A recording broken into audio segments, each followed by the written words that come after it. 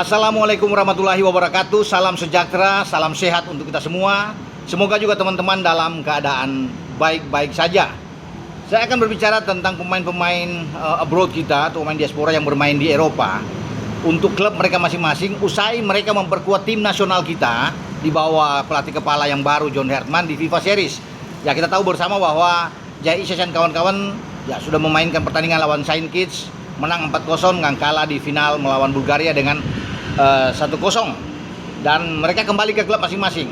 Ya, pada akhir pekan itu kemarin Jai Isyas memperkuat Sassuolo dan mereka menang dengan 2-1 secara dramatis, membalikan keadaan setelah tertinggal 1 gol lebih dulu. Jai Isyas membuat sedikit ada blunder lah atau handsball yang dibuat oleh kapten timnas kita, dan wasit menunjuk titik putih lewat setelah melihat dari VAR, dan Esposito dari Cagliari bisa mencetak gol lebih awal. Tapi ada dua gol balasan yang dibuat oleh Sassuolo, ya, Ulises Garcia dan Andrea Pinamonti, membuat Sassuolo meraih 3 poin dan sekarang mereka ada di peringkat ke-10 dengan 42 poin.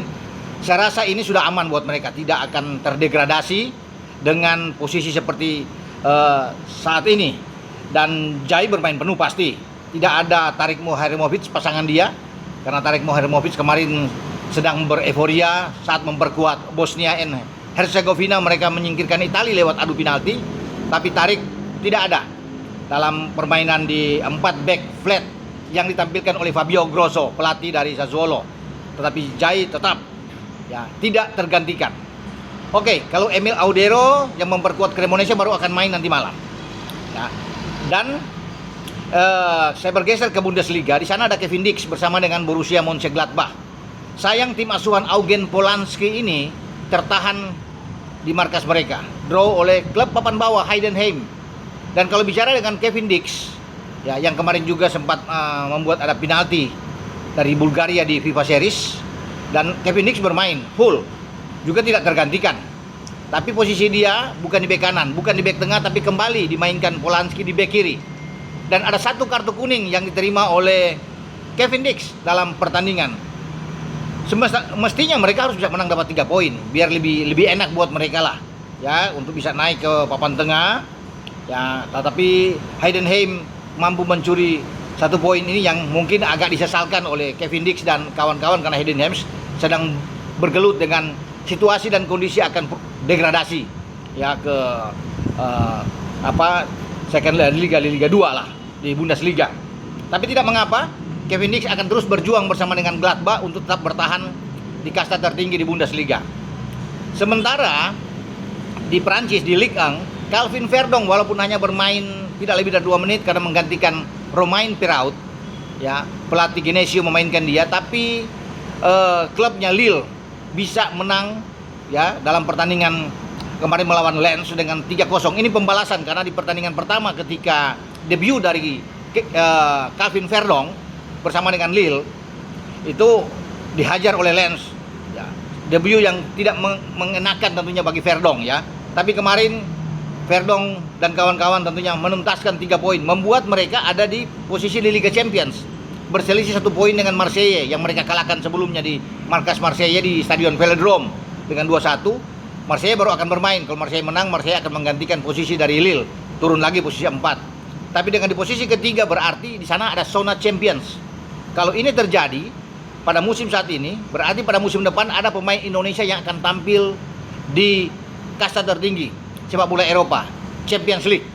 Karena kita tahu kalau di liga yang ini sekarang lagi pimpin PSG, kemudian Lens di posisi kedua yang mereka kalahkan kemarin. Ya, berselisih 9 poin dengan Lens, kalau dengan PSG 13 poin.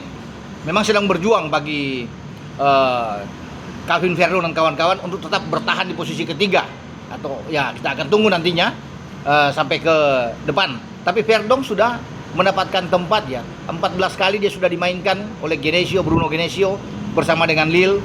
Ya, tadinya agak diragukan, tapi kemudian fans pencinta Lille sudah memuji, terutama bagaimana penampilan dia sebelumnya meraih 2 kemenangan tandang. Ya, semoga yang terbaik bagi Calvin Verdong mengarungi di Ligue 1 Prancis. Kalau kita bergeser ke Eredivisie di Belanda, Martin Pas yang mengawal gawang timnas melawan Saint Kitts, clean sheet. Kemarin di kandang di luar dugaan dikalahkan oleh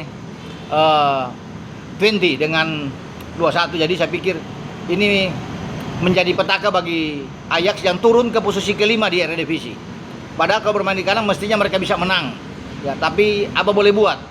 Gawang dari Martin Paes kebobolan 2 kali. Ya. Dan Martin Paes sendiri tentunya akan kecewa dengan hasil ini.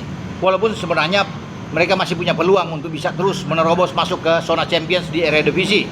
Jadi ini menjadi tantangan, walaupun ini kena pukulan dari FC Twente.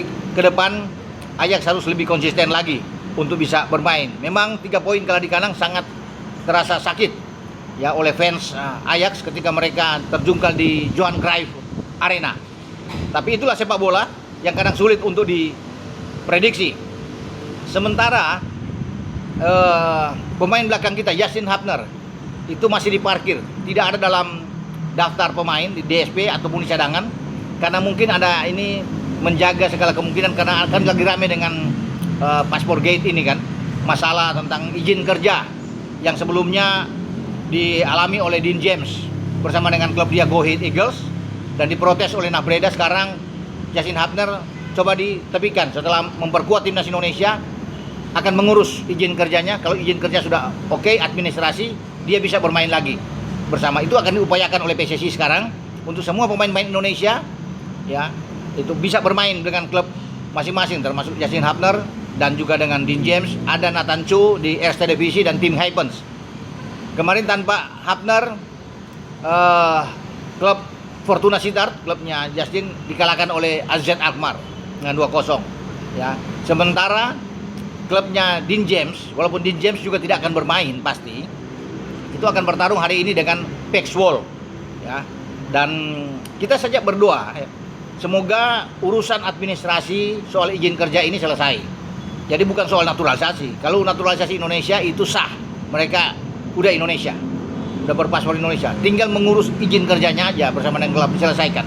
Kalau Martin Paes itu sudah oke bersama dengan Ajax, sudah diurus, clear. Mantap bagi Martin Paes, tinggal mengurus Dean James, Justin Hapner, Nathan Chu dan juga dengan Tim Hypens.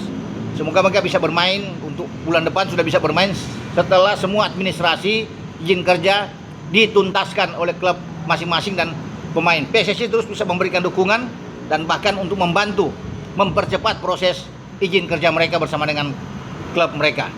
Oke, dengan saya Bung Ropan berbicara tentang mereview hasil-hasil pertandingan yang dialami oleh pemain-pemain diaspora kita yang bermain di luar negeri, baik di Italia, di Jerman, di Prancis, dan di Belanda. FIFA Matchday menanti mereka untuk bulan Juni tanggal 1 sampai tanggal 9 yang akan datang sebelum terjun di Piala AFF. Oke?